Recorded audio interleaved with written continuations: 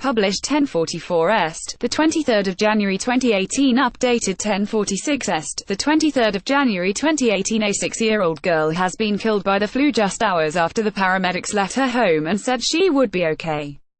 Emily Grace Muth fell ill last Tuesday and her mother Rhonda took her to urgent care where doctors diagnosed her with the flu and prescribed Tamiflu. By Friday, Emily's breathing became labored and Rhonda called the ambulance to their Cary, North Carolina, home where she was told to keep her daughter hydrated and that she would get better within a week. But hours later Emily stopped breathing and died, making her one of more than 30 children that has been killed by the deadly flu that is set to be one of the worst on record this season. Emily Grace Muth, 6, was killed by the flu on Friday just hours after paramedics left her North Carolina home and said she would be okay. Emily did not get her flu shot and now her parents, Nathan and Rhonda, are planning to get their 2 sons, aged 8 and 10, vaccinate. Emily did not get the flu shot this season and now her parents Rhonda and Nathan Muth are planning to get their 2 sons, aged 8 and 10, vaccinated. The vaccine is 34% effective at preventing the most common H3N2 strain dubbed the Aussie flu that is responsible for the devastating 2014 season. However, the CDC is urging everyone that it is not too late to get vaccinated as it will offer more protection from the new strains, H1N1 and B viruses, emerging in the next few weeks. The family is devastated by Emily's sudden death and how fast her symptoms progressed. I mean, one day SHES fine, you know, and I mean she had the fever and she was a little achy, Rhonda told ABC 11. Other than that, I mean, she had the runny nose and cough like typical, you know, and then SHES gone, she added. Rhonda called the ambulance by midday Friday when Emily's breathing was labored. Flu often leaves sufferers feeling sick and riddled with a constant cough and runny nose. However, in extreme cases it can be deadly. It poses the biggest risks to the elderly, young children, pregnant women and those with a compromised immune system. Asthma, diabetes and heart disease patients also face an increased risk of death from the usually harmless virus.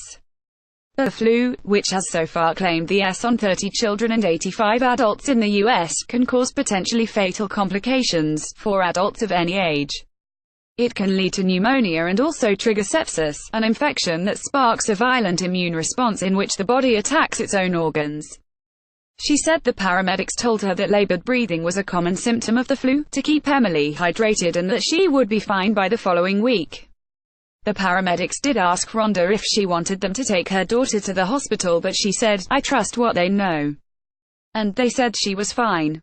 Hours later her breathing got worse, she was breathing a little bit heavier. And all of a sudden she just raised up and went back down. I went, Emily, Emily. And I noticed she wasn't breathing, Rhonda said. She called the paramedics again and they administered CPR. By the time they took to her Wakefield Hospital in Raleigh, Emily had already died. Toxicology reports will determine her exact cause of death. The family is speaking out to warn other parents to take their child to a doctor's immediately at the onset of symptoms because the flu is no joke. They have created a GoFundMe where they wrote, "Our hearts are aching and feels like we lost a part of us. There is nothing worse than losing a child. She was our everything. She will be in our hearts forever." She first fell ill on Tuesday and her mother Rhonda took her to urgent care where she was diagnosed and given antibiotics. But by Friday her breathing was labored and she died. Emily is one of more than 30 children that has died from the deadly virus that is ravaging the U.S. North Carolina is among the 49 states, excluding Hawaii, where the flu is widespread. The CDC announced on Friday that 30 children have died from the flu and warned that the virus is one of the worst on record. Another 14,401 people got sick last week, and hospitalizations have climbed up to 31.5 per 100,000, the highest rate since 2010. Health officials are urging Americans to get the flu shot as the season still has another 3 months. The flu is especially dangerous because while most people suffering from the virus experience fever, chills, muscle aches, cough, congestion, runny nose, headaches and fatigue, not all those infected show symptoms. This is why healthcare professionals warn to wash your hands and avoid close contact with anyone, whether they show symptoms or not. Supporting one's immune system with good rest and adequate hydration may help reduce the severity of symptoms, said San Francisco-based internist Dr. Brian Sasemski. Washing hands often, wearing masks, and staying home from work during periods of fever can help reduce the transmission of the virus, he added. Catherine Gallagher, 27, died on December 5, 2017, in her Tustin, California, home. The Boston University graduate started experiencing flu-like symptoms on Thursday night and went to the doctor on Sunday, where was sent home with antibiotics. 2 days later, her boyfriend came home to find her dead on the bathroom floor after she appeared to be getting better that morning. She had caught severe acute bronchial pneumonia. Jonah Smith, 17, died December 29, 2017, when his heart stopped beating in the backseat of his sister's car. His family said he showed no flu-like symptoms except he had complained of a backache but continued to go to work at a fast food restaurant and see friends. After his death, doctors confirmed that the teen from Arizona had the flu and pneumonia and believe he may have suffered from an underlying medical condition, though he was never known to have one. Kyla Barman, 21, became sick on December 23, 2017, with a mild cough and runny nose.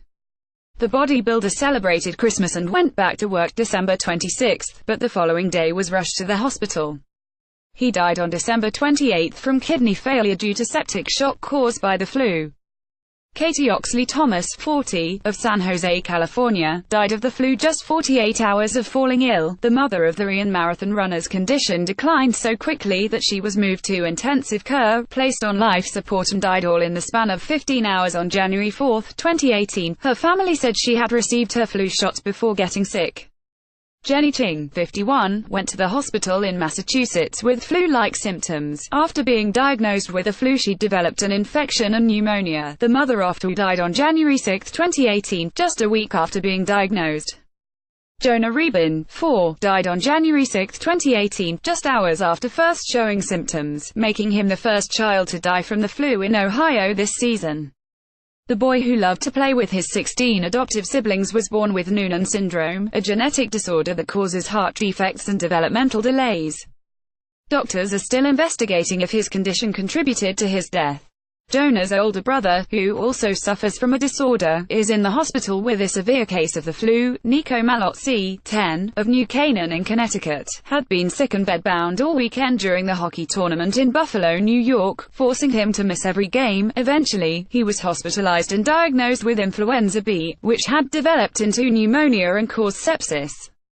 He died on Sunday, January 14, 2018, in a Buffalo hospital. Zainab Momin, a third grader of Montgomery, Alabama, died on Tuesday, January 16, 2018. She died in hospital the day her school was closed due to snowy weather. More details are pending about her specific case and symptoms. She is the first child to die of the flu in Alabama this season. Emily Grace Muth, 6, was killed by the flu on Friday, January 19, 2018. She first fell ill on that Tuesday and went to urgent care where she received Tamiflu. By Friday, her breathing was labored and her mother called the ambulance, but they said to keep her hydrated and she would be okay within a week. Hours later, she stopped breathing and died.